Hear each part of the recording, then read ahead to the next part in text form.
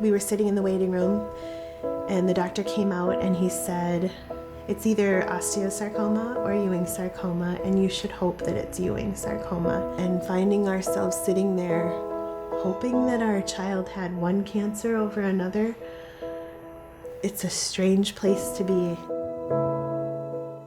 Isaac was diagnosed in October 2014 with Ewing sarcoma. The first thing Isaac said, he said, "Sissy, don't worry, I'm not going down without a fight." Yep. And that has been his attitude through the whole thing. We saw Isaac be a leader, and that's an amazing thing. It felt very frustrating that I couldn't get outside, and some of the only things I had to look forward some days was seeing my favorite nurses. You're waiting for him to get a fever, and that would mean rushing him to the emergency room. I think in a lot of ways, being home was harder than being in the hospital, because when we're home, it's all on us, and it's tough to see your kid being that sick. We're always looking over our shoulder. Anytime that he has an ache or a pain, immediately we think, is the tumor back? Scary things that 11-year-olds shouldn't have to deal with. So sarcomas are a type of cancer that occur pretty much throughout the age spectrum, but mainly affecting young children to young adults. Unfortunately, there has been very little progress in this area, and that's one of the reasons, in fact, why we chose to study this area, because the outcomes are just not satisfactory, and so we're trying to make a difference.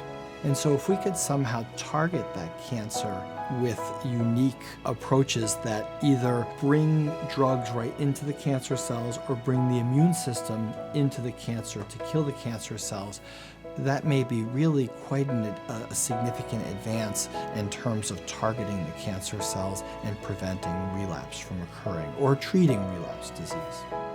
So my hope is that this research will get to the clinic and will actually have an impact on some of the kids who have no other options.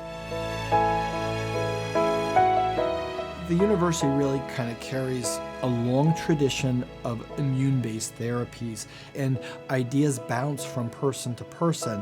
And so I think that overall, not one of us could have done this individually, and it took all of us to work together and to come together. So that's what makes this place such a great place to be able to do this work, because we're all focused on a very similar thing.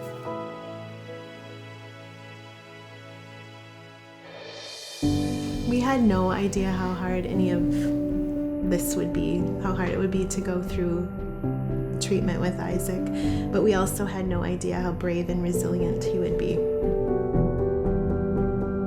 My outlook on life changed because I try not to waste too much time on pointless stuff, and there is a lot of danger in the world, but it's also that there is really good parts of life.